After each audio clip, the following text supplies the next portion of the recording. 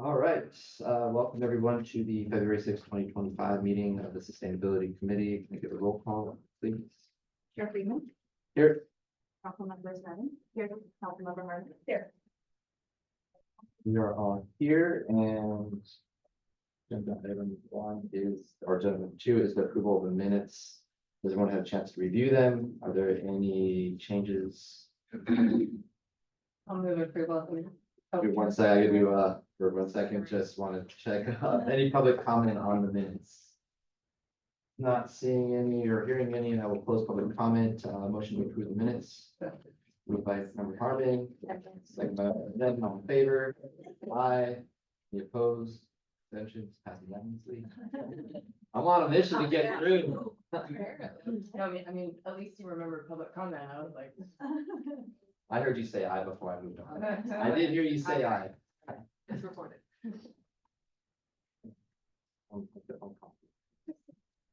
Any public comment for items not on today's agenda, but under the purview of the Sustainability Committee?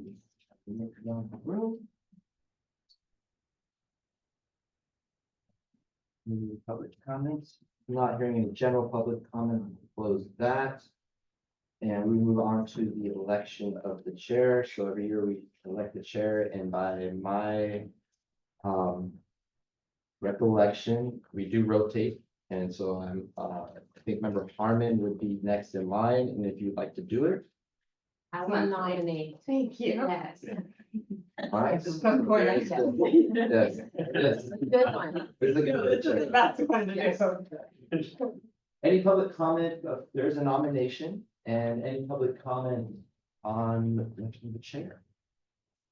Close public comment, and the nomination of member Harmon has been made by member Sneddon. I fully support that as well, and so, all in favor? Aye. Passes unanimous. So now, turn it over to you. Robert's rules here. I'd like to make a comment that, thank you, former Chair Friedman, for your leadership and for your involvement in the statewide initiatives and representing the police so well. Thank you for your service. Thank you both. It's fun. This is a great. Appreciate working with both of you and all of our staff. So it's really fun. A lot of stuff gets really vetted here. So appreciate it. All right. And welcome as the chair. Glad to have you. Be the chair. All right, well, on that note, let's move on to item 5. Okay, item 5 on our agenda is the buffer ordinance presented by Commissioner and Markey,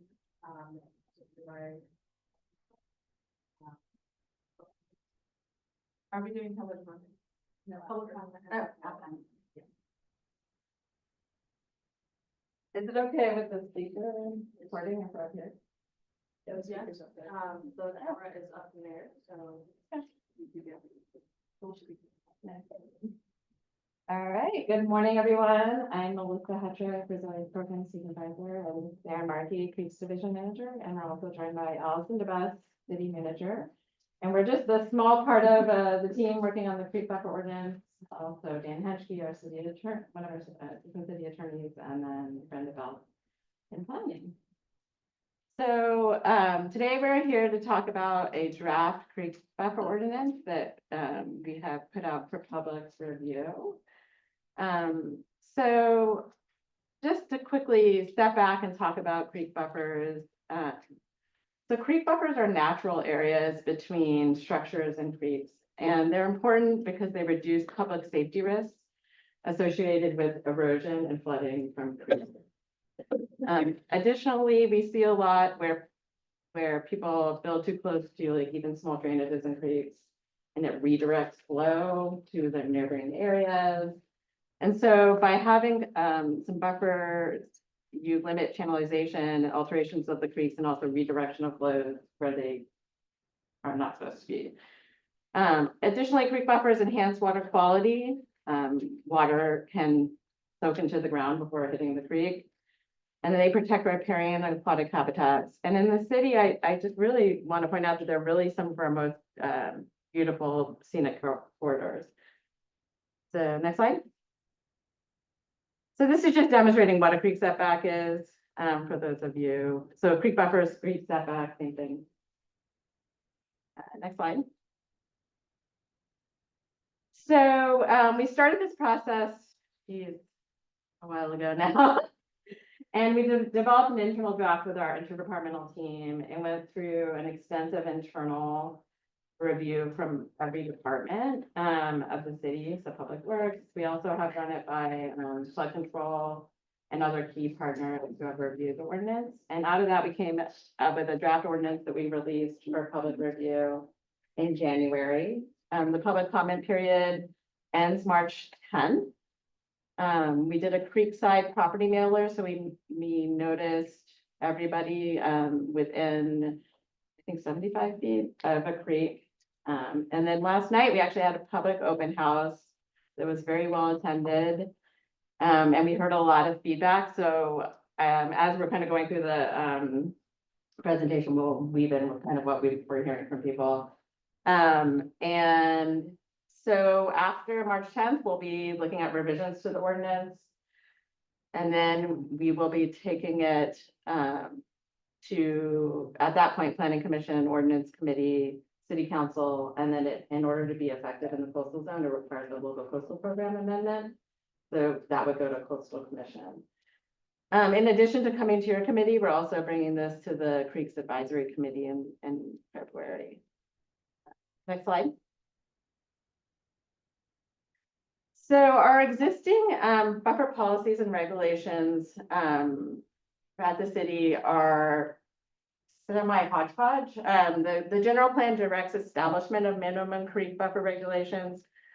In addition, for any permit that requires CEQA compliance, buffers are determined on a case-by-case basis, but based on technical reports. So anybody familiar with this process knows it's difficult. It basically involves applicants having to hire consultants to do several different types of technical reports.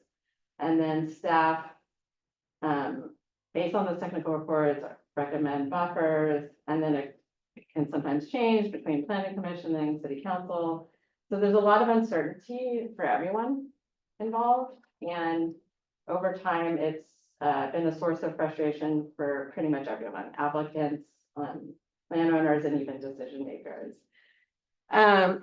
So part of what we're trying to do with this buffer ordinance is have consistent objective criteria that everybody knows what we're working with. The other buffer policies we currently have are the only true numeric buffer that we have at the city is a 25-foot setback from Mission Creek that was put into effect in the 60s for only safety purposes. And I think the reason it was only put on Mission Creek is it's just our biggest, most dangerous creek. So we really only have one numeric setback from Mission Creek. So next slide.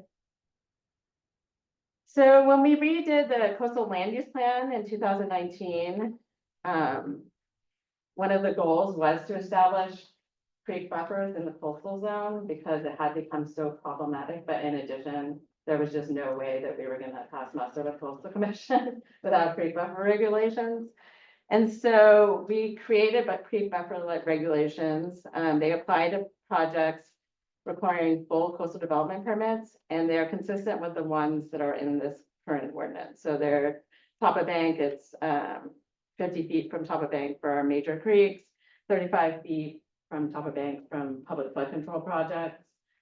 And then there's additional setbacks in the coastal LUP for environmentally sensitive habitat areas. So things like riparian areas or wetlands, coastal live oak. Those are not included in our current ordinance. This ordinance really just focuses on creek setbacks.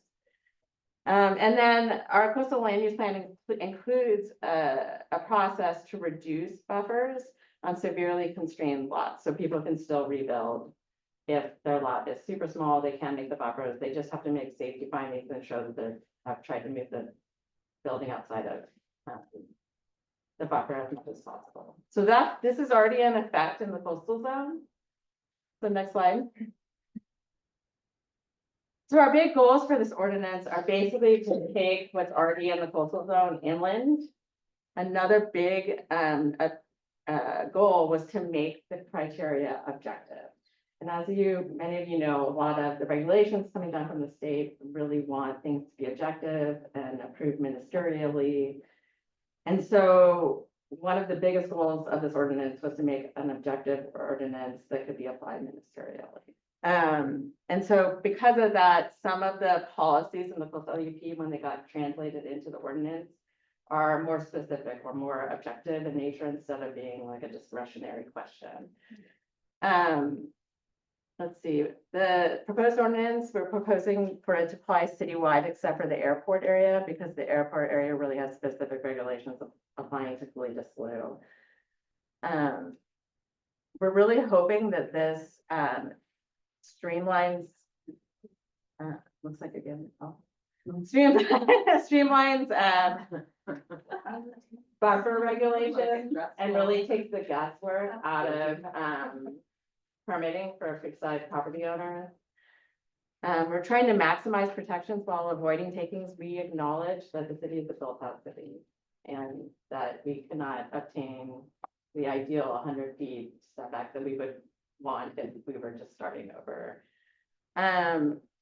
Additionally, when we've developed the ordinance, we want to encourage redevelopment because we have a lot of properties right now that are being undercut by erosion and are safety hazards that we really want to try to see move away as much as possible. Additionally, we want to make sure that our housing mandates are fulfilled. So we'll talk about that later. And that buffer distances can be achieved at most parcels. And that the modification process for reduction of buffers is really only a few properties.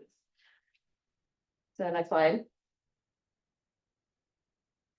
So when we went to go look at development of buffer distances, we looked at a number of studies that we've had over the years of erosion rates on creeks, like what are the actual erosion rates, what's needed for water quality and habitat.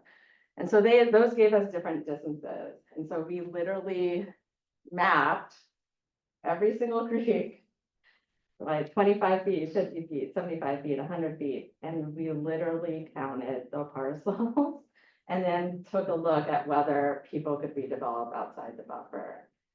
And so our goal with that was to try to, at least in the coastal land use plan, try to get the majority, like the vast majority. Our goal at that time was over 85% that could meet the buffer. So the only remaining portion, we're going through the discretionary process. We did that again for this ordinance and it's much lower number, like in the 1%, 5%. We can talk about that later too, but the coastal zone is much more urban, as you know, and has Mission Creek with very close structures. So based on that, we looked very closely at the configurations of parcels. We also reviewed other jurisdictions. So all of our neighboring jurisdictions already have creek buffer ordinances. Santa Barbara County's is 50 feet from the top of the bank for the urban areas, and then 100 feet from in the rural areas. City of Goleta is 100 feet, and then City of Carpinteria is 50 feet. So next slide. So based on that, we're proposing these setbacks, which are similar to those in the coastal LUP. So 50 feet from top of bank of major creeks, and those creeks are listed here, but we'll also show a map. 35 feet from the top of bank of public flood control projects. So think like the Mission Creek flood control project. And then essentially minor creeks are any creek that's not one of these major creeks, but still meets the state definition of a creek. And for those, our biggest goal there, these are smaller drainages that feed into the bigger creeks, but where water does flow in the winter. Our biggest goal with the minor creeks is really to not have people obstruct flow. So a lot of people don't realize they live on a minor creek because they're so small, or they just like drainages. And then they put stuff in the drainage and it redirects flow to their neighbors or whatever it might be. So we actually, last night, we heard from a lot of these people on the minor creeks. And one of the biggest things we heard was we actually don't want people to be able to put stuff in the drainages because, you know, our neighbor did this and all of a sudden this water is coming onto me. So the trick with the minor creeks though is because they are so small, it's hard to define them as well as the major creeks. So based on feedback last night, we are taking another look about the setback distances and how we're defining that and what's allowed with these minor creeks that are much, a lot more in the city. Let's see, next slide. So this is a screening map of creeks in the city. The dark blue are the major creeks. The purple are the public flood control reaches of the creeks where there would be a 35-foot setback. And then the light blue, this color are the minor creeks. And again, this is a screening map. So especially with the minor creeks, if we were to go out there and they don't meet the definition, the state definition of a creek, then they wouldn't be subject to this ordinance. So this map is not in the ordinance. It's just a screening map for the public and for the planners to kind of know where certain things are. Again, the other thing that's a little confusing about the map is that the ordinance only applies to daylighted sections of creek. So it doesn't apply for where it pipes underground, it only applies where it's above ground. And so some of these look really disjointed, right? But that's because they are piped in the other areas. Can I ask a question? Yeah. Order, if my residence is on a minor creek. Am I having issues with?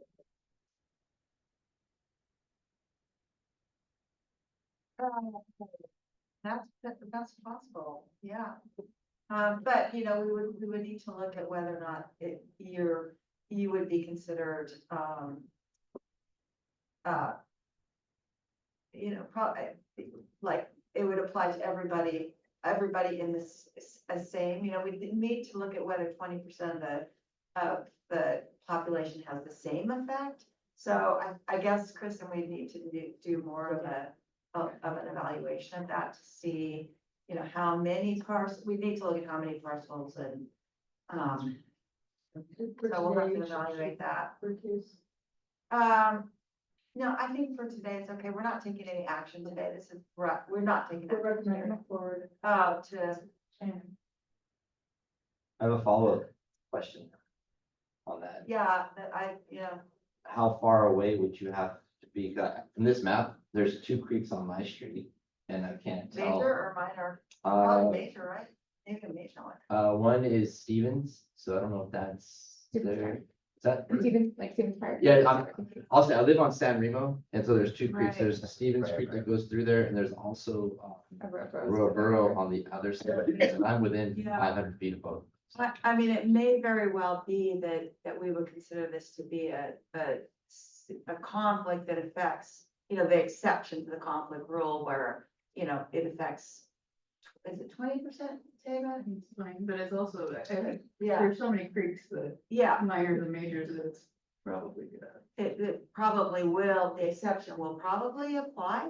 Also, if it's everybody, I don't know, click it out because everybody. Yeah, lives next to it may be a matter of, We can bring it back for action.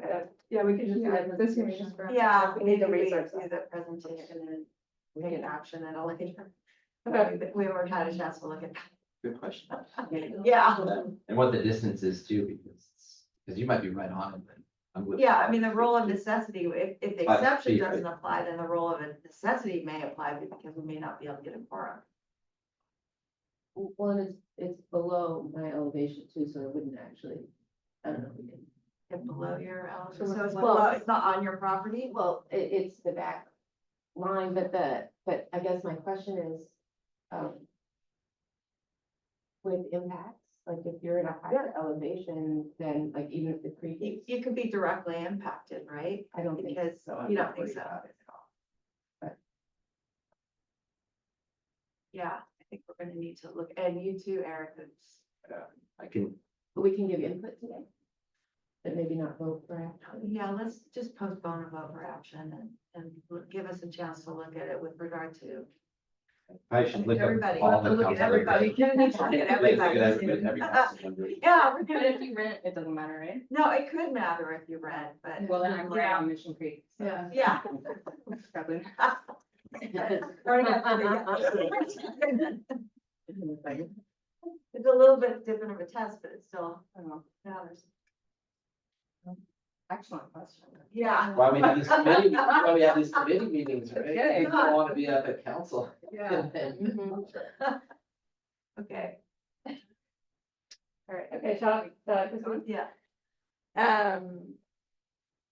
Is that correct? Yeah, why don't you take over from here, I'm gonna hand it Okay. over to Erin. Yeah, I think the caveat Melissa wanted to really hit was that these minor creeks are just, this is the creek layer the city has, like in our databases, and whether those little minor creeks, especially up in the tops of the watershed, meet the definition of a creek is hard for us to say, so it's just a screening tool. Next slide. Okay, so the proposed ordinance would be placed in Title 22, which is where our other environmental policies are. We would be repealing the existing Mission Creek ordinance, as Melissa talked about, and, yeah, replacing it essentially with this. It applies to new development and what's defined as substantial redevelopment, and there is a specific definition of substantial redevelopment in there.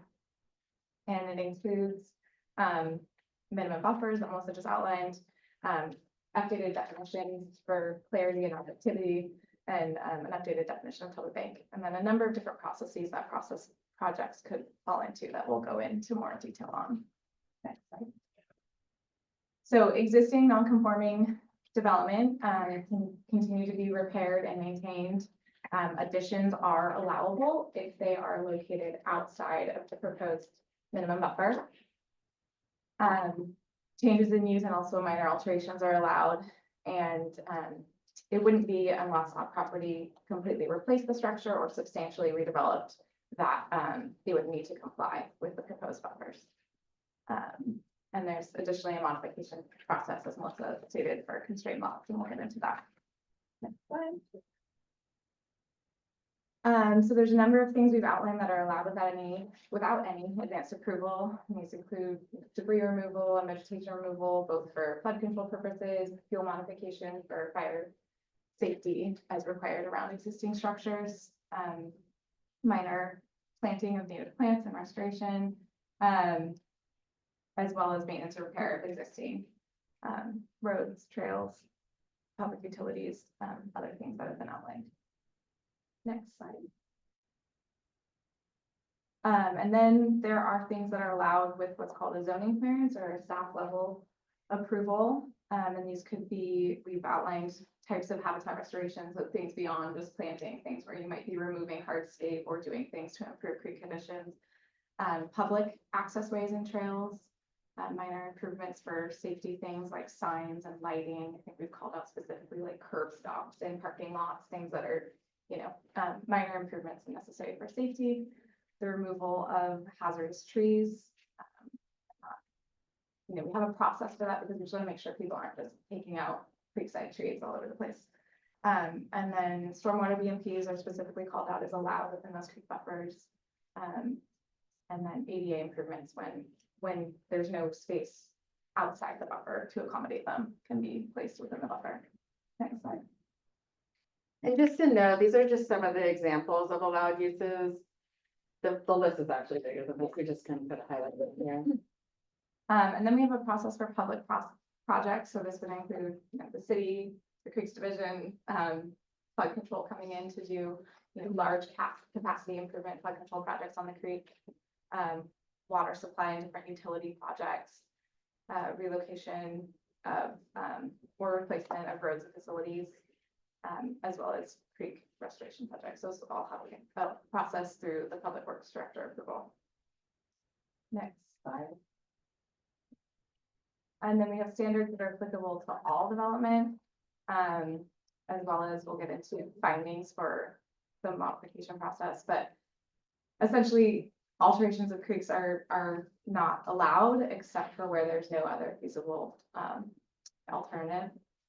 Encroachment into creek buffers have to be minimized to the greatest extent feasible always.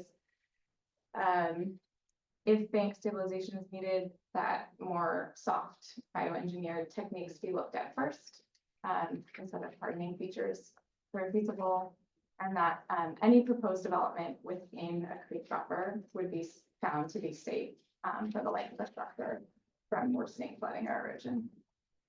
Next one.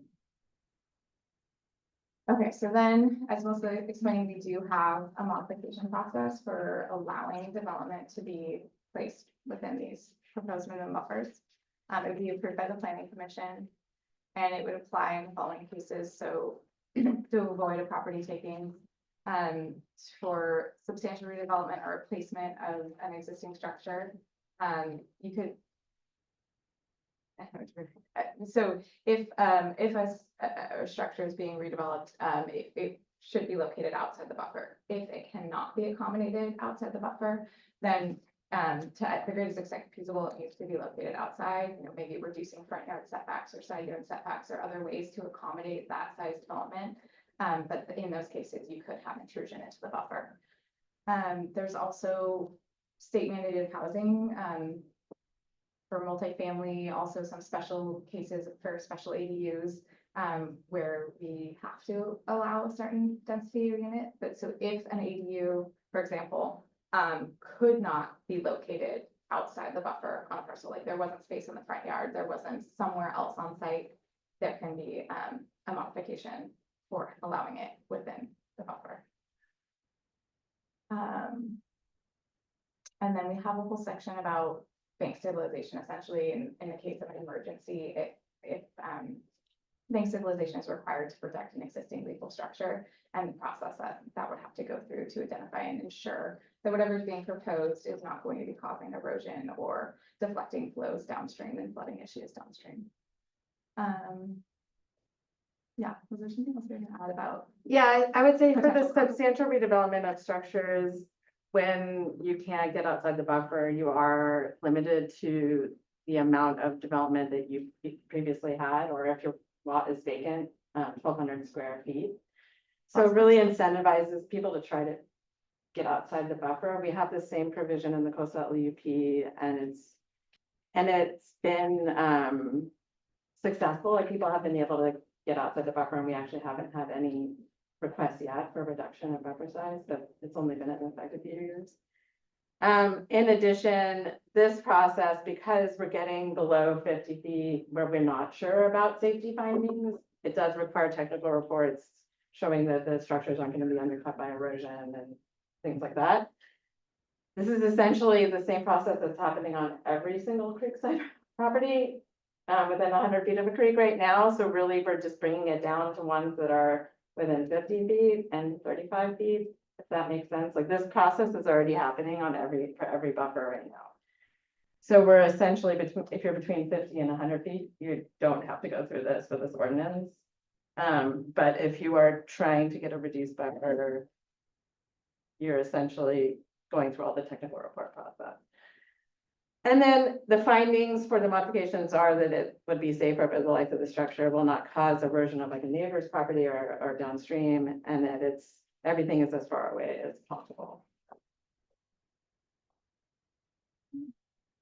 And then, so as we mentioned, there's, you know, updated definitions in the ordinance to provide clarity, like we've learned from what's in the existing Mission Creek ordinance, where the kind of pain points are in understanding this for applicants, and as well as interpretation by staff. So we've really tried to provide additional clarity here on like where the top of bank is, because that's the point that the buffer is then measured off of.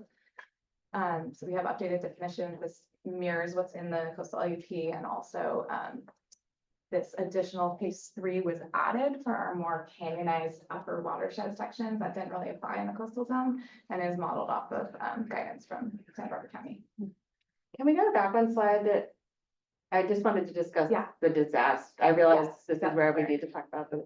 So when we went through the coastal LUP process, the whole issue came up of disaster replacement. So let's say a house gets flooded and needs to be completely rebuilt. So the coastal LUP, this was discussed heavily at any commission and at council, actually, as one of the key issue areas. And at that time, it was decided that we really should be trying to move as many structures as possible outside farther away from the creek. And so it was determined as part of the coastal LUP that if that were to happen, they can rebuild, but they have to try to move away from the creek as much as possible. So they could actually go through the modification process if they have a severely constrained lot but they don't just automatically get to rebuild exactly where they were. So we carried that over into this ordinance. We did hear a lot of concern last night about wildfire and replacements after wildfire. And so that's something that we're thinking about and really trying to think about. 'Cause I think there is a big difference between your house got eroded under from a creek and then fell into the creek. And we really want to move back versus it burned down. But over time, this was discussed at the planning commission and city council.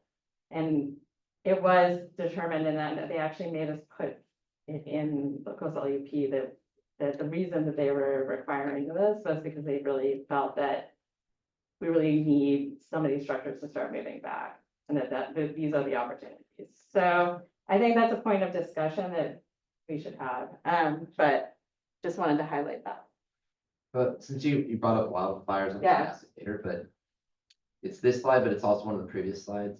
So when you look at the fire maps, a lot of times the creeks themselves are conducive to fire because the fire will travel down the creeks because it has all the vegetation. So if you look at it, where the creeks go, the area that's within the high fire zone expands or right adjacent to it. So so some of the work that needs to be done, how are we addressing that to prevent fires if there's work that needs to be done on property, but it's within that buffer, but it's not like, say, a hazardous tree, but there might be a lot of vegetation in there. That somebody say that it's not clear whether or not they could just go and remove it, but they can't get insurance unless they remove it. Those types of things, how are we addressing just the mitigation or the planning that people might need to go through? Yeah, so I'll go ahead and here. Oh, okay. Well, I was just gonna say, we do allow, that's like straight out allow people to do vegetation clearance as needed for fuel modification and fire clearance. I will say that like, although down canyon areas can, have strong winds and take fires, riparian areas are generally considered fire buffers. They're areas where you have perennial water or shallow groundwater. And those areas have robust, oak trees and things, sycamores, that are very dense and wood. And typically are considered more of a fire buffer than a conducive to the chaparral or the coastal sage scrub being really fire prone. Okay, that's because I know in the area where I live, if you look at the maps, it's like where the creeks go, like it's straight. I looked at some of those maps when I was going through the wildfire plan update and where it was kind of down some of the creeks and it was one side, it was okay, the other side wasn't, and it brought it further down.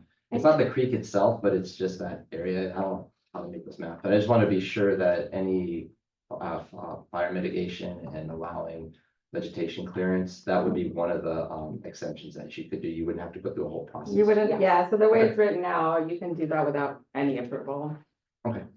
Just wanted to. Yeah. That's a really good point. I think we can go ahead. So, we have done some extensive mapping and parcel analysis, and I will caveat this with, this is based on that existing blue line layer that is really probably conservative. It probably includes more than this ordinance would likely apply to. Of the 27,000 parcels in the city, there's about 2,300 citywide, so including the coastal zone, that may be impacted by these buffers. And so we kind of did analysis on all the different size, minor versus major flood control creeks and ran analysis along them to identify those parcels. And as Melissa said, this already applies in the coastal zone, so we also separated out the numbers. New parcels within that area, it's about 2,000. Of that, less than half are along major and flood control creeks with the bigger buffers, and more than half are along what's mapped as minor creeks. Is that within the new buffers, new proposed buffers, or is that within current buffers? These New numbers- proposed, these sorry, numbers, this is the new okay. proposed. I didn't actually run it for what's existing along Mission Creek, but that would be an interesting comparison to say what's currently in the coastal zone and then what's also currently along Mission Creek. So what's really the Okay, I'm new. just trying to see, Yeah. so these would be with the new proposed, this would be the numbers affected.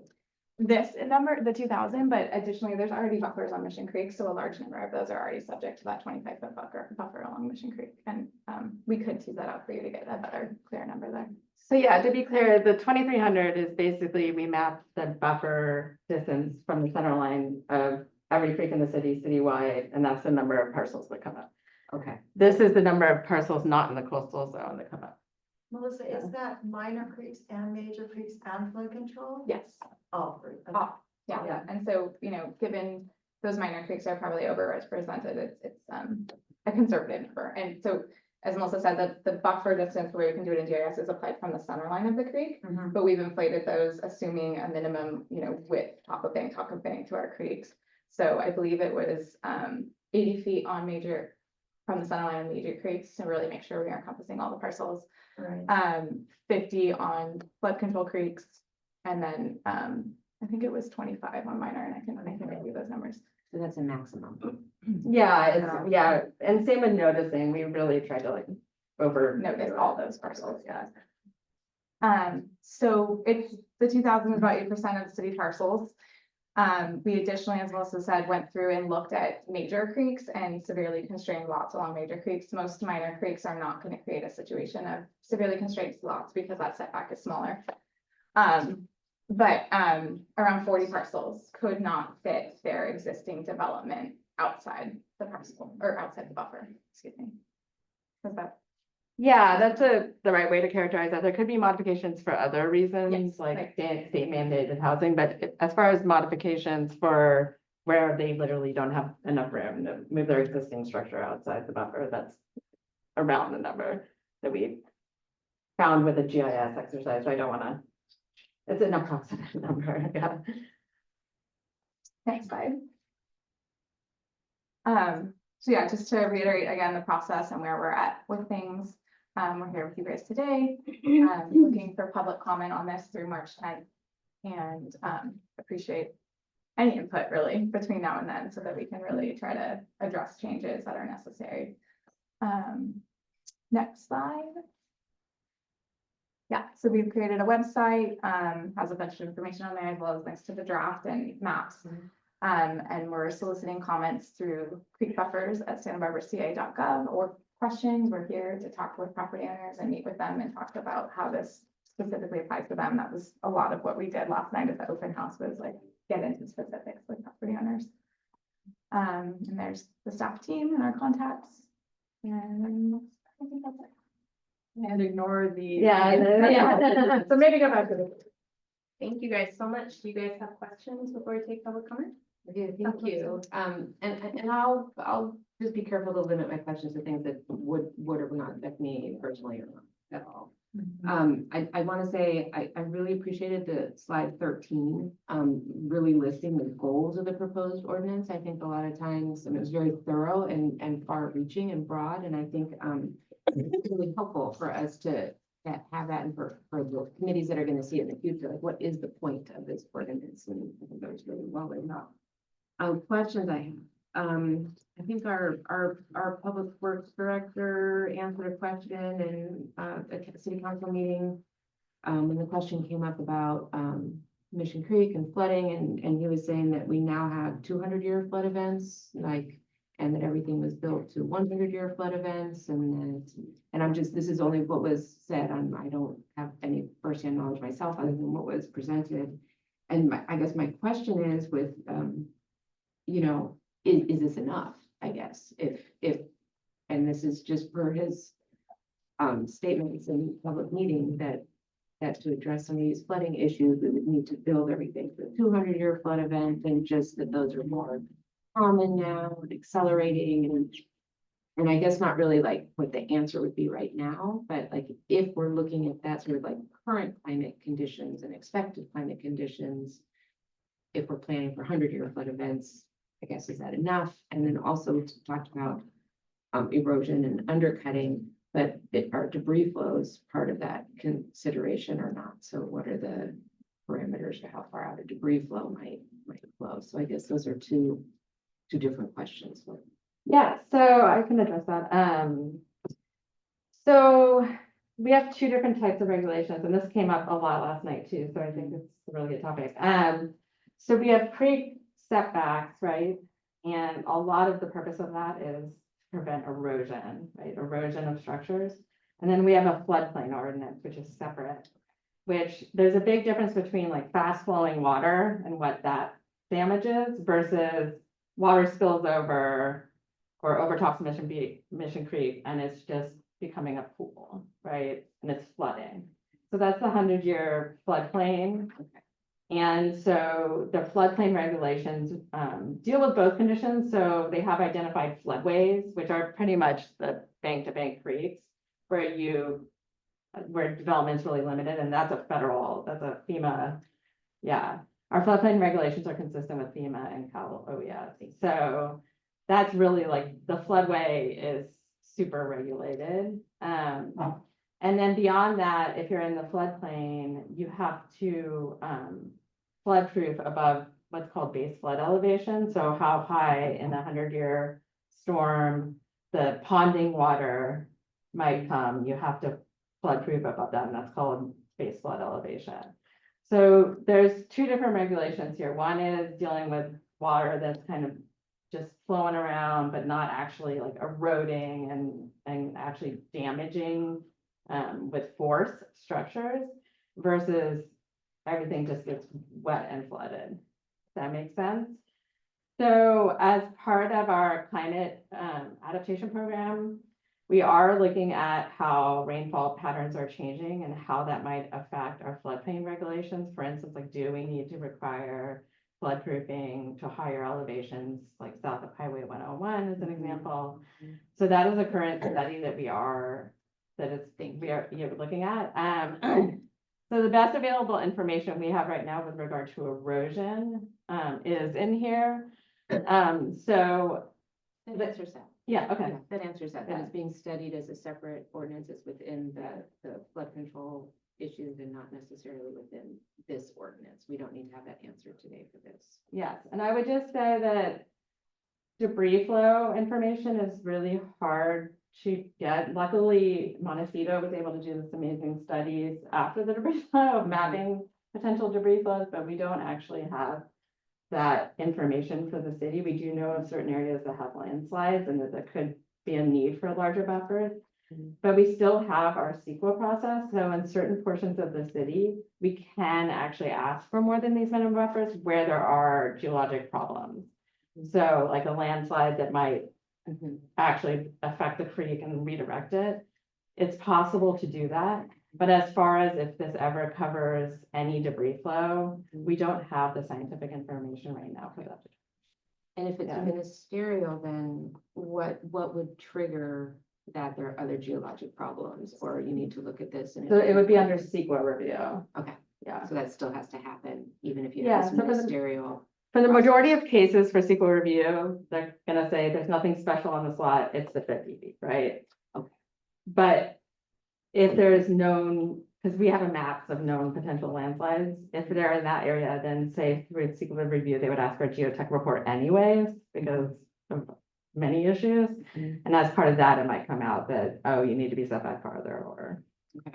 That brings me to another question about, which I think probably, and without talking about specifics, but for the issues with the modifications, and you said substantial redevelopment. So if something is like in a very culturally sensitive area, say around the Mission or something, and there's creeks running through there and there are all other kinds of things, I think I'm understanding that the CEQA review would say whether there could be ministerially approved or modified, but or not. If there's all those sorts of resources, it probably wouldn't be, it would be a discretionary review, most likely, right? Is that? I believe it's a discretionary, sorry, apologies for my voice. If it's a discretionary application and it's in a sensitive archaeology zone, then we will request a study. And yes, there could be a situation where the study says, oh, there's resources at the front of the lot, you need to avoid that. And then we have the creek at the back of the lot, you need to avoid that. And that's when we need to balance and, yeah, do that analysis, but we would still require the study if there's an issue. However, if it's a ministerial permit, CEQA doesn't apply. This is my question.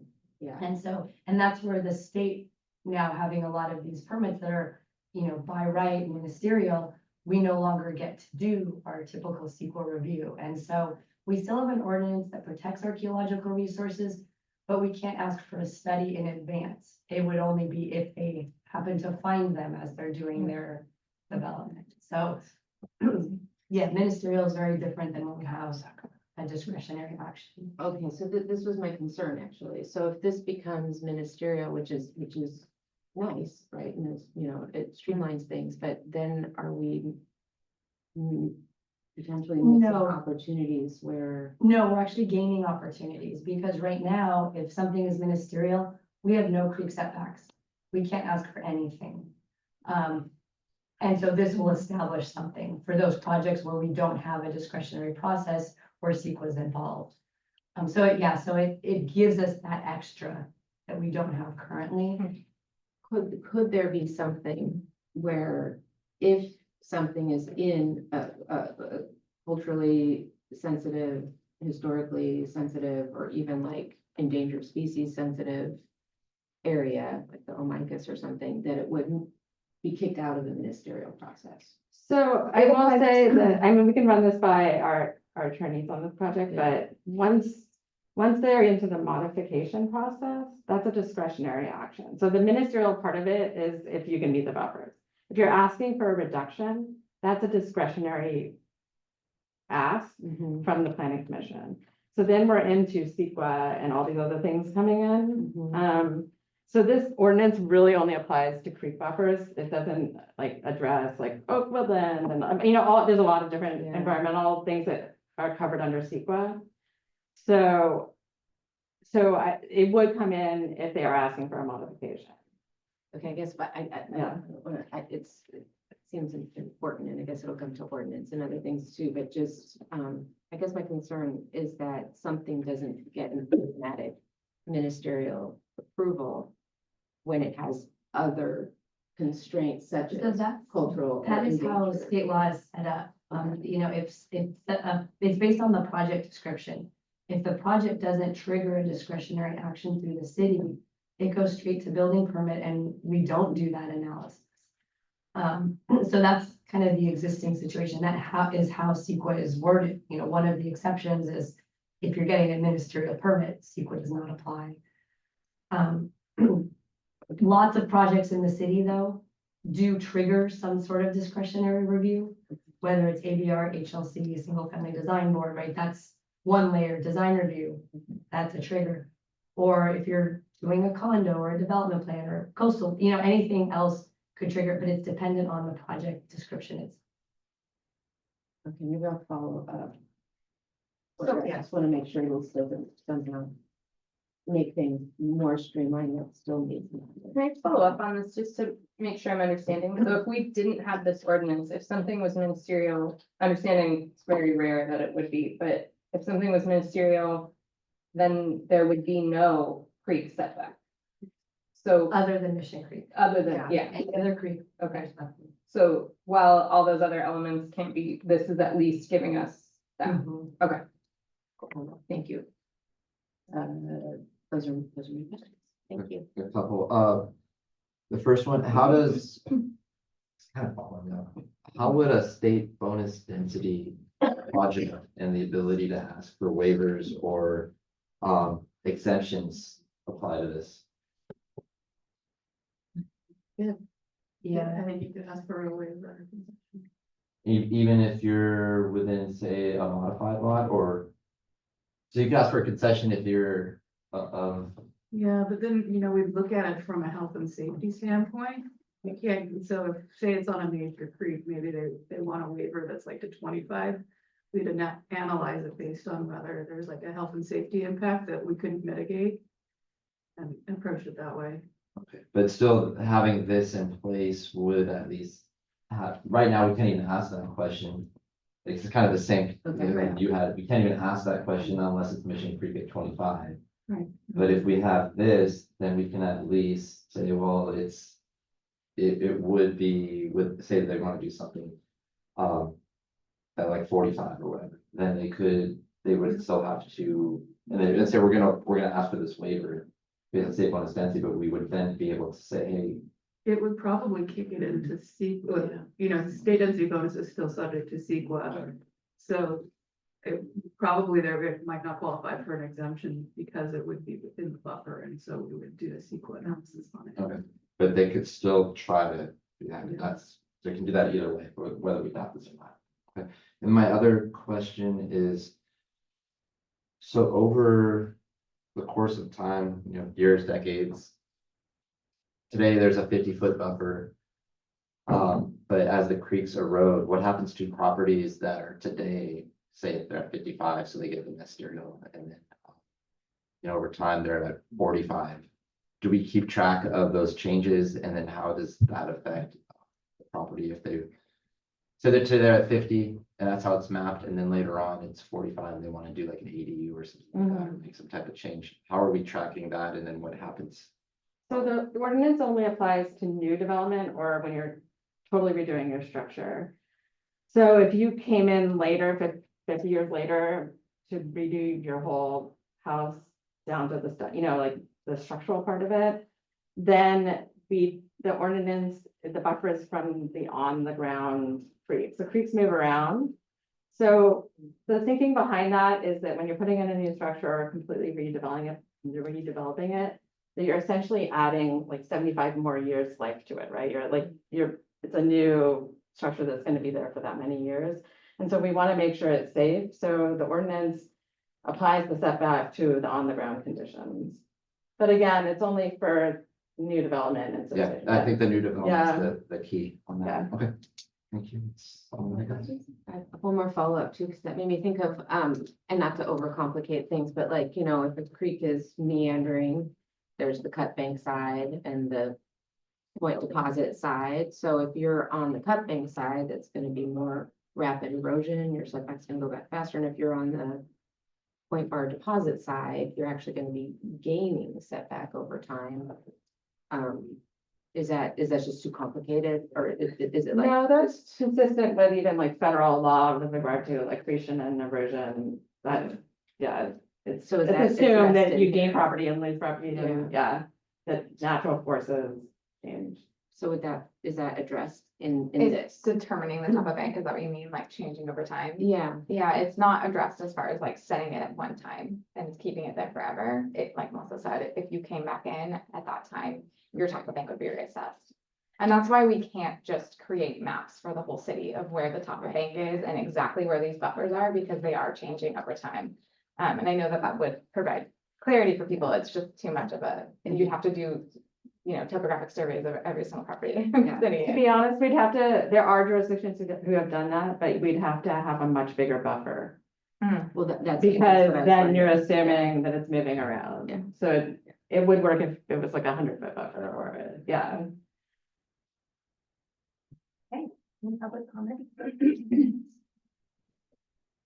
Feeling you might comment. No, I just didn't have anywhere to go today, so here I am. You mind if I sit up here? No, please. Good morning, members. This is the first time I've ever been to this committee. I'm Jared Warren from Vanguard Planning. I live right next to a creek. Lots of clients that will be affected by this. I know a lot of other people in the community who are extremely concerned about this ordinance. And I think in terms of how many people this affects, I think the situation where every single one of you has to be worried about whether you have a conflict. And I'm sure that everyone else on the entire city council is probably within an area where you've got to worry about that. That tells you how widespread this is and how many people it's gonna affect. So Creeks Division is asking you to put down buffers, basically almost any place where water flows in the city limits, and it's basically not in a pipe. Okay, that's everywhere. I think they've done a good job. They know where their major creeks are, but they haven't gone through and seen where everything that's a minor creek would be. That's just impossible to do. You couldn't even do that from an aerial photo. I think this is far more widespread than they're talking about. When I was preparing comments, I said, I would guess this affects thousands of properties, and it turns out I was right, but there was no way for me to know that because the information that was just presented here in this slideshow about how many properties are affected it's not in the staff report. It's not in any of the materials that I saw as a member of the public reviewing this before I got here today. So I think that's like pretty critical that the public understands just how widespread this is and how it could affect them. So these buffers, they effectively prohibit basically any use of your property that's within the buffer. To get a picture of things, you'd have to go get a zoning clearance to replace a wheel stop or paint parking spaces in an existing parking lot. what's that gonna do to our planning department workload if you have to start coming in for things like that? But, you know, and you couldn't, when you can't plant trees, you couldn't put down, just a patio within your backyard. And, you know, I understand that they made some effort to look at how this would affect properties, but I think they're being a little bit optimistic. So like, let's say that you have a 75-foot deep lot, like a 50 by 75 lot over on the east side that backs on Sycamore Creek. First, you have to figure out where the top of bank is, and lots of times your property line's in the middle of the creek. So you have to go back that far already. That could be 25 feet. Then you have to establish top of bank, which, by the way, you have to do a technical study to figure out where top of bank is. So every single case where somebody backs on one of these creeks, they're going to have to do a technical study to determine where top of bank is, and then you have to determine the buffer from that. So we have a 75-foot lot deep. You take off a couple of feet off the back, let's say 10 feet, 15 feet, I don't know. But then you got to go 50 feet further, okay? That is 65 feet of your 75-foot deep lot. That leaves you with 10 feet outside the footprint of your house where you could do anything. And that's onerous. That people had an expectation when they bought their house that they'd be able to, you know, have a patio in their backyard. And we're not talking about massive developments. We're talking about, oh, I want a shade structure. I want to have a patio where I can have a barbecue and play with my kids. I want to have a vegetable garden. You can't do those things on your lot if you back on one of these creeks. And, you know, I look just at my neighborhood on the east side, what the pattern of development is there. And I can tell you, this is going to affect a lot of properties. It isn't just 40 properties out of the 2,500 that they're identifying here. And that needs to be looked at really, really carefully. We are at 3 minutes and we do have another item, so we do have to. All right, I'm the only public speaker. I know we have more items to talk about tonight, today. Okay, let me get you to the other thing that I think is really important here. This violates state ADU law, like point blank. Okay, it establishes a discretionary process for approval of an ADU of 800 square feet or less, or 16 feet tall or less. And the state law is really clear. That has to be ministerial. The state law says point blank, you can't have any requirement or zoning clearance for separate zoning review or any minimum or maximum size based on a percentage of the size of the dwelling, limits on lot coverage, which is exactly what this is. I mean, this is a direct violation of the law. It's not even ambiguous. So I don't think anybody's checked with HCD about it. I don't see how we could possibly move forward with this until we get a consultation from Housing and Community Development in Sacramento about how this is going to affect ADUs on all of these lots. And it's a lot of Thank you. lots. Thank you for your time. Those are my comments, and I'll turn this in as part of the record too. Any other comments? No? Alright, thank you. Does the committee want to make any closing comments? Not taking action, but. I'll just make those comments, and I think that those are, as we're brought up in public comment, those are questions we'll need, you know, answered clearly at some point. And just wanted to be careful not to make any clear recommendations until we're all clear. But I would say that it does seem like if the majority of us are affected, and when the majority of the city is affected, that we'd be clear to weigh in on these things, but that would be important to look at. So, thank you. I'll just say, aside from the issue of whether or not we can talk about later, that'll be addressed, but the point from public comment in particular on HCD and ADU, that should actually be addressed sooner rather than later, because we need to get that addressed, because we don't want to go down to a bunch of work, staff time, public meetings, get a bunch of feedback, and then find out that, hey, there is a valid point that was raised today that could change the way we approach this. So I think that should be elevated in terms of getting an answer. Either way, before we do a bunch of work, because really gets to housing law is very, very complicated. I'll just say, we can definitely talk to HCD, but making sure that we're, that's been a big topic of. Yeah, I'm not saying stop what we're doing, but I'm saying like we need to get an answer to that sooner rather than later, continue the process, but I just want to make sure that we don't get all the way where it gets to council And or. we've already looked at it. So I just want to be sure of that. But overall, public comments aside, this is important for a lot of reasons, and for especially emergency preparedness, and we also don't want to, at the end of the day, building new structures where people live that are in areas that we've had these natural disasters. We've had, severe flooding the last couple of years. So we need to make sure that we're doing everything we can to protect the public from it, because there is a balance. We need more housing, but we don't want housing that's gonna, fall into a creek or get flooded every time. So that's why we're doing this process. So I'll leave it at that until I'm in the clear on what I would think on technical issues. So, thanks. Thank you. I agree with all the comments that have been raised, and I would just add two things. I don't think it's a negative that it affects so many people. I think the fact that so many people are affected is clear reason that we need to take action of some sort. So I sort of actually had the opposite thought when I saw that personally. But agreed on the question around state housing law, and I totally hear that you guys have already dug in. Maybe just when this comes back to ordinance and to the city council, that can be very specifically addressed in the presentation so that we can sort of engage with that question, or not as necessary when it's presented. But I too am going to leave it at that. We can move on to item 6. In general support, Yeah. To the extent we're allowed to do that. Thank you for the presentation. Hey. Hello, this is time because we have to get through all of the month, so I needed to cover this one today. So as the advisory committee for Santa Barbara Clean Energy, wanted to run by some rate changes with you. Next slide. So as you might remember, because you were all involved in the formation of SBCE, our rate setting policy is set by formula. So we designed our rate setting policy to meet our revenue requirements, which includes mostly power procurement. That's the vast majority of it. Some administrative costs, customer programs, and then climate actions related to the climate action plan. They're set by formula. We have 2 products that we sell, our 100% green and our Green Start. Green Start is less renewable or carbon-free content, but greater than Edison. And it is at parity with Edison. So if you are a Green Start customer, you pay the exact same amount you would pay if you were a bundled Edison customer.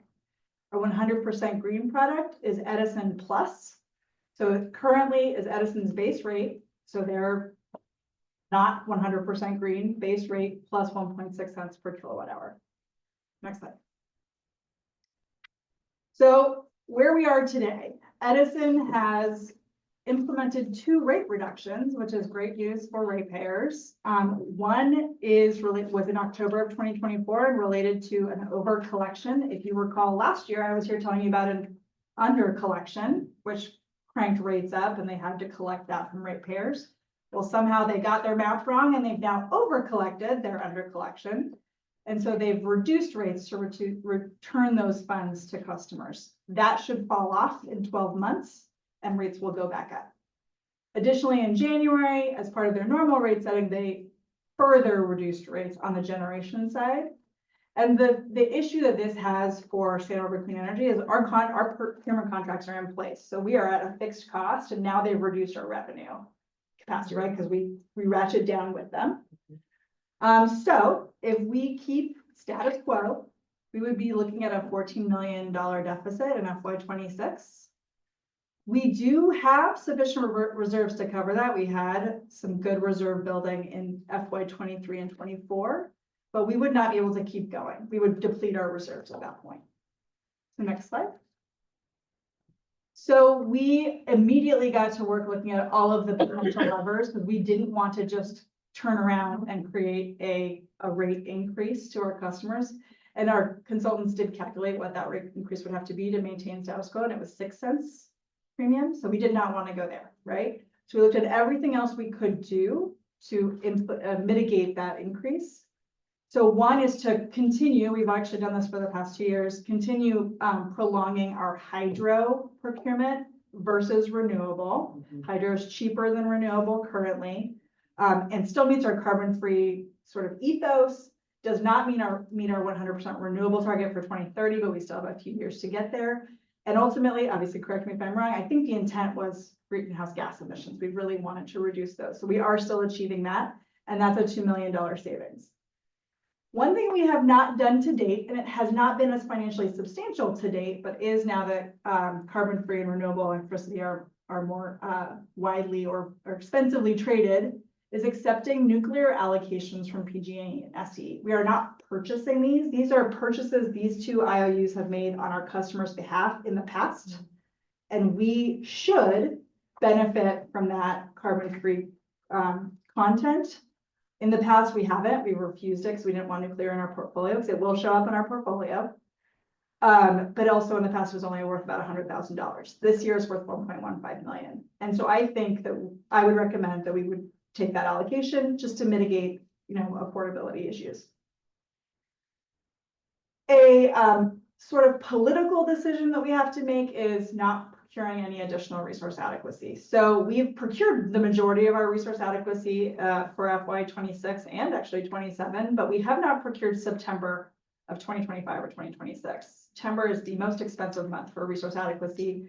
It went from $3 a kilowatt month 2 years ago to $120 a kilowatt month. And we literally are paying millions of extra dollars for this thing. So by not procuring that and taking the state penalty, which is $8 a kilowatt month, we are saving our ratepayers a lot of money. So we're hoping it doesn't go there, but that is a lever we can pull. And then reducing our operational and program costs. So reducing our program budget by about half. So we'd still offer our existing programs, which have been very, very popular. And we have some of our program staff here today if you have questions. And really focusing on building our identity with our community. So sending people out more than writing checks. And also we are requesting 2 additional positions in the FY 26 budget. So holding those vacant until the budget situation improves. Those combined efforts would reduce that deficit by 5.2 million. So from 14 million to about 9 million. Next slide. And then we looked at all of the different premium scenarios that we could do to, again, close that gap. So as I mentioned before, if we stayed status quo, we're at a $14 million deficit. The percentages on that second column just show the percent increase compared to Edison, Green Start, and 100% green. So 0 across the board, always keeping Green Start the same. On the right-hand side percentages, the percent increase for 100% green. So as I said before, keeping our program budget and our reserve allocation would be a 6.5 cent increase. 3 cent increase, we would still see a deficit of almost 5 million and 2.5 million in FY 27. And then 3.6 cents increase gets us into the sweet spot of 3 million in FY 26 and $500,000 in FY 27, easily taken care of by our rate stabilization or reserve funds. Do these scenario analyses assume the cost reduction limit? Yes. Okay. Yes, exactly.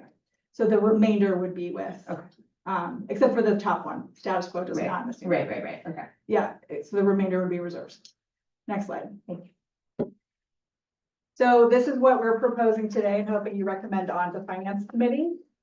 Again, starting deficit of 14 million, a reduction of 5 million with our cost reduction strategies, a benefit of 6 million with that increase to 3.6 cents per kilowatt hour. And there's a really important point to make about that 3.6 cents per kilowatt hour in just a moment. And then using rate stability funds of 3 million to balance our budget. Next slide. So this is our reserve forecast. Status quo is the red line. You see we actually go into the negative in FY 27. We would be having to borrow money from the general fund at that point. And then the yellow line is our reserve target. It actually does go down in FY 27 because our procurement costs are anticipated to go down based on all of our contracting. So we're hoping that comes through. And the green line shows how we stay pretty well in line with the reserve target at that 3.6 cent premium. Next slide, please. This is the key point I want to make about the 3.6 cent. It keeps generation rates static to today. So bills do not increase by 3.6 cents per kilowatt hour. We wouldn't decrease this last decrease that Edison just did. So the customer pays the same generation rate they have been paying since October. If they opt out, then they would go down to the gray. They would go down to the gray. Wait, can you explain that? So So if- if we're increasing. We're not, so what Okay. happened, in October, rates decreased and we decreased with them. Yeah. Right? And then they just decreased and we have not decreased yet. So that's why this is timely, we have to get this done now. So we're saying just keep it static. Oh, I get it, Yeah. because they were here, Edison went down here. So we would technically go down. We should go We down. should go per our down if we're current based on policy. 0.1, Yeah. 0.01. But if we leave, but if we go to 0.03, it 2.6. stays where it is. Yeah. Okay, can I ask a question? Yeah. So it gets to the point that was just raised. If Edison's going down and have we calculated how many people would know that and opt out and we would lose those customers? So Or they, they would, or maybe they opt down to the Edison parity? yeah. So we have no way of calculating that, but based on so far, we have very few opt-outs.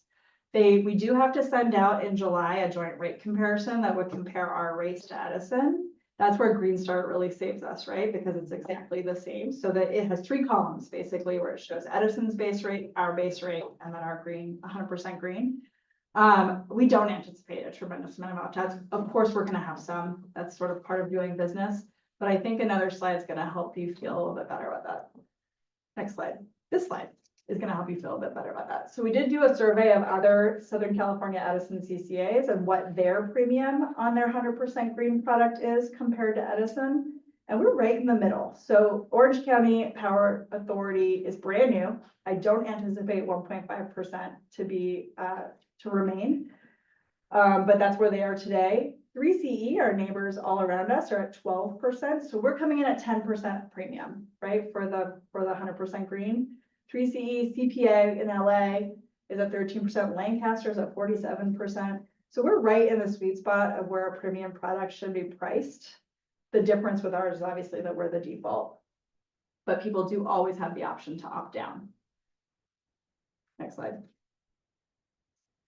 So the really other important thing I want to impart is that if all goes to plan, which is famous last words, in October, that under the over collection should come off and Edison's rates will come back up. And then we can reassess this and maybe reduce the premium. And so the way that the rate resolution is written is up to, so that we don't have to go through this whole process again if we want to just reduce it down because we don't need the full 3.6 cents anymore. So it does provide the city administrator the authority to approve a lowering of rates, which allows us to be very nimble. It can't go above the 3.6 unless we come back through council.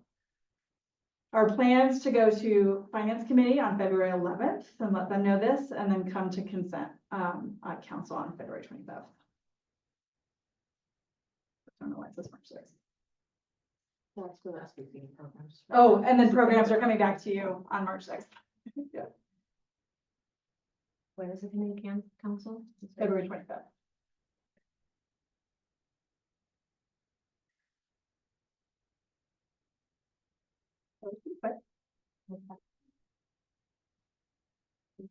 I guess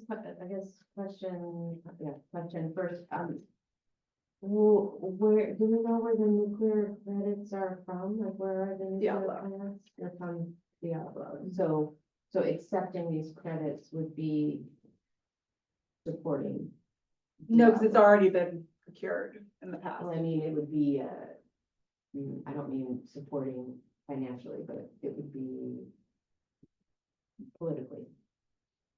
I'm not sure about that. I'm not sure where that logic is, but Okay. Well, I don't want any nuclear.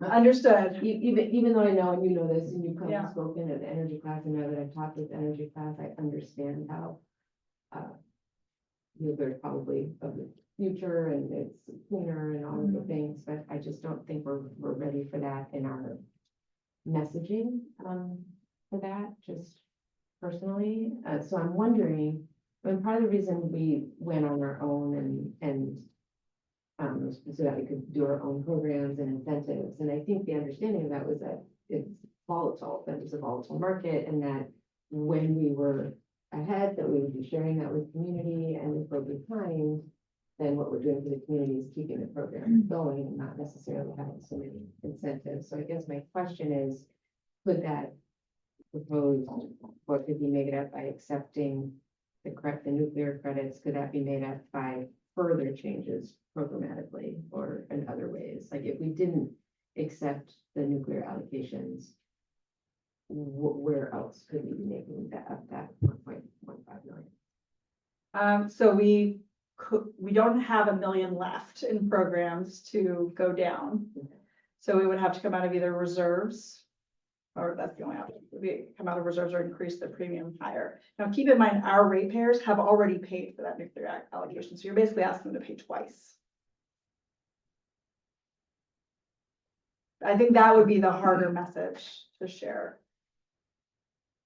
But it would change what we said in our renewables or our sustainable, or, you know, what it is we're offering would be added to the list It would be on the list, yeah, It's in the not power on the cut. list. Nope. currently.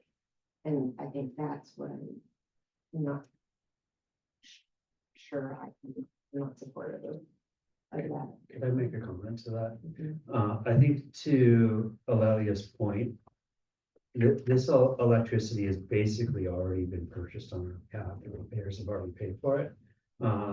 If we do choose to go forward with it, we could put something on our load content that says that basically this is accepting, this isn't an actual We have not purchase. purchased this. Yeah, so it's not buying new electricity. Mhm. It's basically accepting electricity that has already been purchased on our behalf.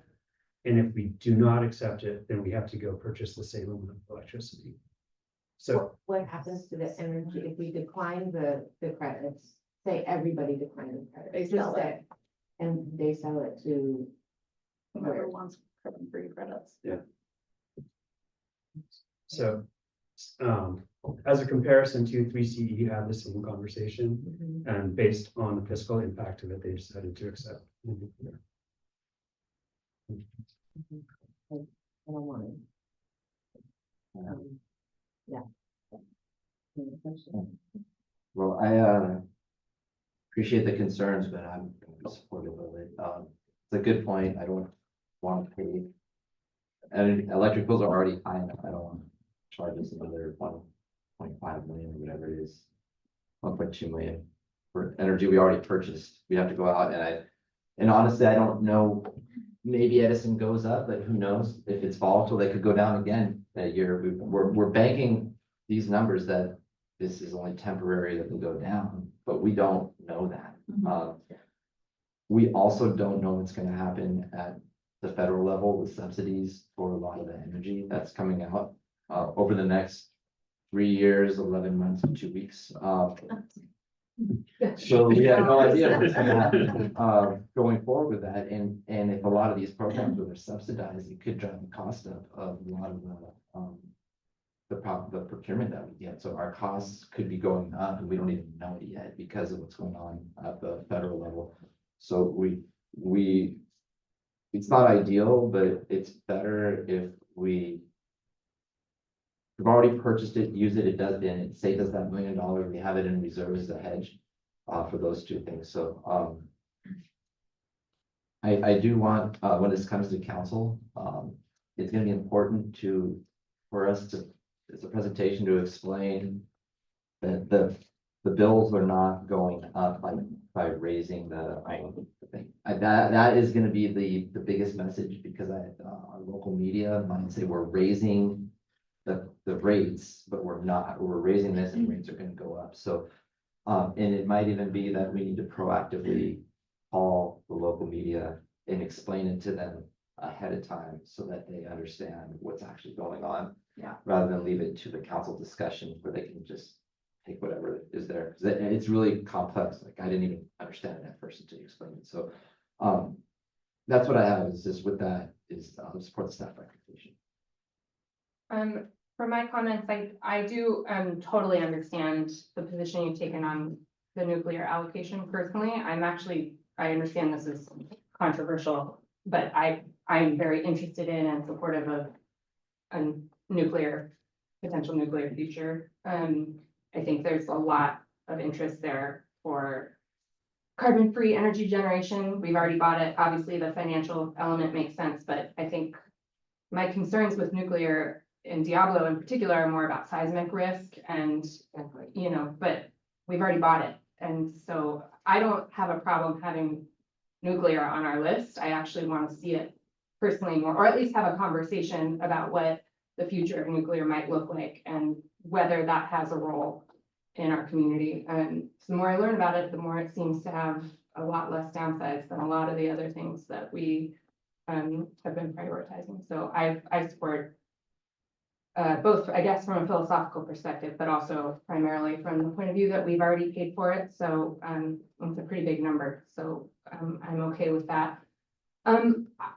I too will support staff recommendation, but I have to say, this issue is sort of gets to the heart of why I'm uncomfortable with opt-outs in the first place. Because I feel a little bit like I know we're not, we are totally above board. Everybody knows theoretically what they're getting into. So I say this only, it's what it emotionally feels like to me. I know it's not what is really happening, but emotionally it feels like we're kind of pulling the wool over people's eyes. Like, people don't read their notices. People don't know. And I mean, I just feel like a lot of people, if they knew they could get it cheaper, like they just don't realize what's going on. And I don't love being in this position to be like, no, but it's staying exactly the same. That's obviously 100% true.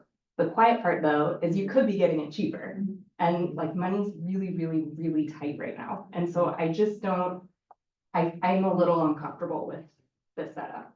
And so I don't know where we go from there. Like, my preference would be to do the 3 cents, understanding the implications. I will support staff recommendation. I won't be here at finance committee, so it'll go forward, I assume, as is, but I just want to say it here because I don't want to say it from the dais in this way, quite as explicitly. I think we do need to think through maybe a little bit more what it means for people to be in an opt-out scenario in contexts like this, where like human behavior being what it is, of course, everyone has the option to opt out. Of course, we're going to send a notice, but like, what is the reality of people really understanding what they're not opting out of? And like, maybe for those of us that are very invested in this concept, for sure, but that's not like, it's not everybody. And I just think that people that probably could really use a lower electricity bill are probably the same people that are not going to have the time to engage with the notices and understand what it means, and maybe aren't going to be reading the paper in the same way. Like, if I wasn't here, I don't know that I would know this. And I'm pretty engaged and care about this a lot. So I have some emotional discomfort about it, but we are where we are. And for now, I support staff recommendation, but maybe at some future date, we can sort of think through balancing a little bit more, like the reality of human behavior, impacts on ratepayers, and what it is that we're trying to achieve. I don't know, so I just had to. But I think, do we need an action or? Can I ask another question? Oh, yeah, of course. Thank you. So that already paid for it, I guess I have a question about that, like, why?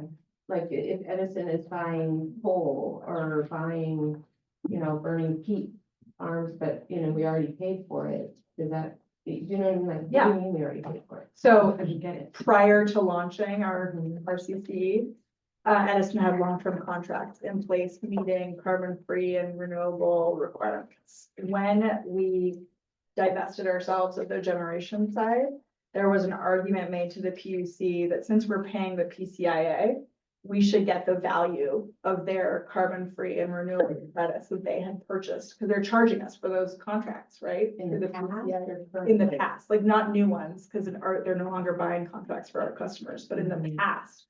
So our customers should get the value that they paid. Right. So this isn't moving forward, they're not continuing to pay for it. Correct. It's just you, so maybe in the wording, it could be like pre-purchased Yes. nuclear or Yeah. previously banked. Yeah, we can make Or- it more Or evident. something. 'cause it's Accrued not, or something, or no? Yeah. But then that still means that then Diablo has to continue to be generating to then collect on those prepaid.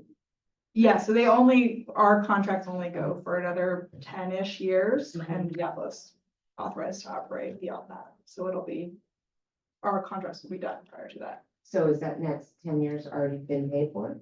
Yeah, exactly, because they have those contracts. We're now paying the PCIA, right? So there's three things I happening. understand, yeah. There's three things happening. So when customers were bundled, Mhm. Edison had to make long-term contracts for carbon-free and renewable stuff. So 20-year contracts, right? Mhm. Our customers left that contract.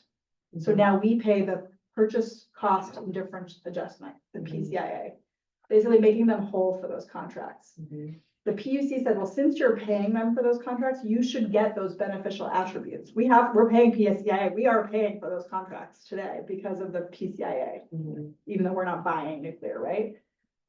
So they're saying, okay, well, you're paying them, you should get the benefit. Mhm. So And the that's what benefit happens. is just a cost benefit. It's not actually energy. Because we all have to procure a certain amount of carbon-free and renewable content. So our customers are on the hook because of the PCIA for that carbon-free For content 10 years. ish. I'll find out exactly for the contracts, which is multiple. They're on the hook because they're paying the PCIA.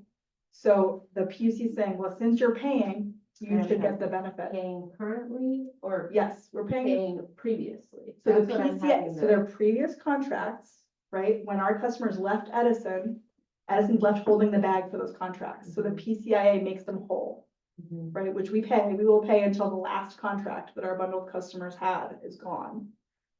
So that PCIA was for carbon-free, some of it was for carbon-free attributes. The PUC is saying, since you're paying for that, you should get those attributes. So it's not previously paid for. It's previously entered currently- contracts. But it's So we're on the currently current paying. bill. You're Yes. currently paying for this. Yes, energy. sorry, I misspoke, yes. Okay, You're I'm just currently trying to paying it understand. through your PCIA. So it's not. We can't previously get out of paid it. We cannot get out of it. So we're paying it either way. Because of a previous contract, we're paying Correct. for this energy for the next 10 years. And this would just be giving us the credit, Yeah. the cost. The credits, and if we don't take the credits, we have to procure those elsewhere. But what about the Which is energy what we coming through didn't, the we line? haven't been doing. What about the energy coming through the line? So that energy is on the line regardless Yeah. of whether we're taking it or not. Right, because that's part of the whole Western. So we electric are, grid. so we are using nuclear energy. Everybody's. using Everybody in California is nuclear using energy. nuclear Yeah. energy. It's 20% or 10% of our electrical supply. Okay, well, this was not being clear to me. I thought when we went on our own that we were choosing what our energy portfolio is, and we chose solar and wind and this and that. So- And so were we left off the list of things we don't have choice about? Is that what happened? So So what? we said, you don't have choice about this, you're gonna use it. If you anyway? look at the grid as a central nervous system, Mhm. right, and blood flows throughout all your arteries and veins, that's how the electric grid works. So what we're doing is influencing the overall content, right? So taking our load and saying it's going to be carbon-free only, we're only procuring onto that big body Mhm. carbon-free content. That doesn't mean that mixed in, someone else is buying nuclear and that gets mixed into the blood. You see what I'm saying? There's no way for us, unless we completely microgrid ourselves, I see. to do that. And so really what we're doing by saying we're carbon-free is our influence on the overall system is carbon-free. And the more of us that exist, the less of the non-carbon-free gets into the system, because that's what's being built is carbon-free Okay. generation. And the nuclear is already in the blood. It's already in the And we're blood. being Kinda like a charged glass for of it water. regularly. Yeah, So exactly. yeah, you can't separate the molecules, can't separate the electrons. I just had a very different understanding, my fault, of what it was when we were choosing what to purchase.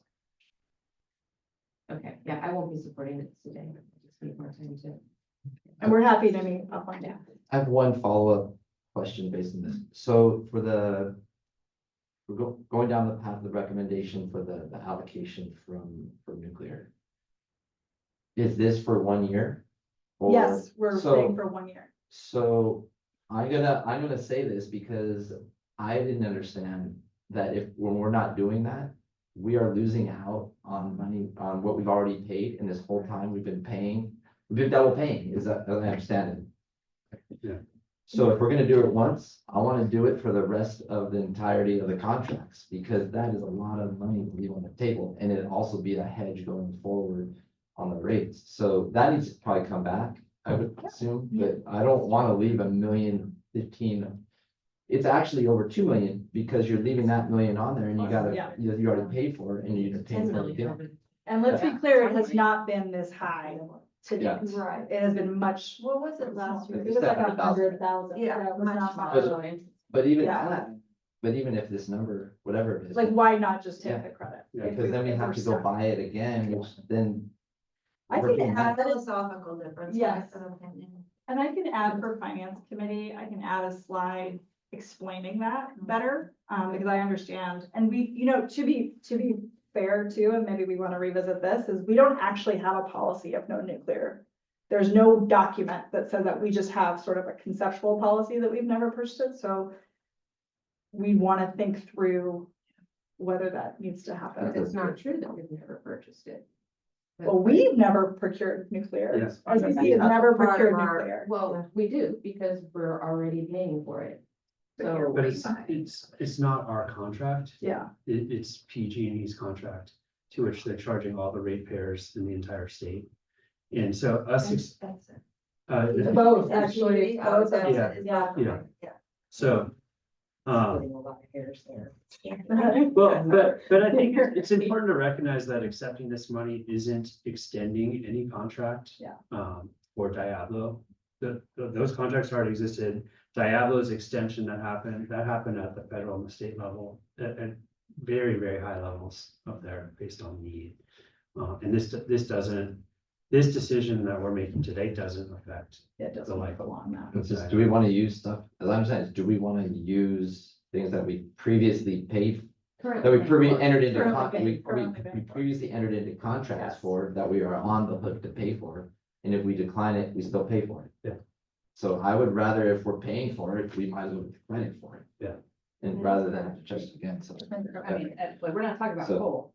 Yeah, so we can, talk about that whole thing later for the rest of the contracts, I guess that's not on the agenda, so. No, we just consider that. So, okay, well, I think, yeah, unless there's no public comment, right? Yeah. No, okay, sorry. So you gotta. I'll open public comment.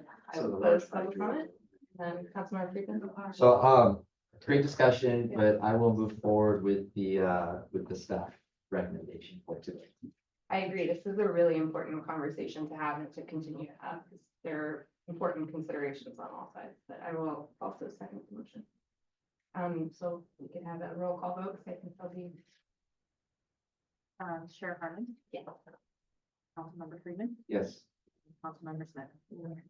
We'll pass this through the one. Thank you very much. And then we'll move on to item 7. Well, I'll start by saying I think this is a conversation we should probably continue to have at some point. Specifically the nuclear. I think, yeah, and I mean, more broadly, our energy mix, I think it's clear, maybe we should learn a little bit more about how all this works, and there's some complicated contractual and financial elements that I know we've had hearings on in the past, but might be helpful to do a refresher. I am interested personally in having conversations about nuclear, but that's probably not urgent. It's more just a and learning more too. There's a lot in on that. Anything else? Just an update on the ecological framework and how that's going. And I'll just say on the nuclear issue, I am interested in understanding that one, because I know that with small scale nuclear, with today's technologies, it's change. I don't know enough about it, but I know it's not the same as Diablo through Mao and all those things that 40 years, 50 years ago, and it's a lot different. I just want to understand what it is. I don't know what it is, and so, yeah. So I'm interested in just understanding it. All right, anything else? Anybody? We're adjourned. Thank you, guys. Oh my gosh, I know. Yeah. Hey, I'm gonna, we're talking about, I'm trying to schedule that meeting on commissions.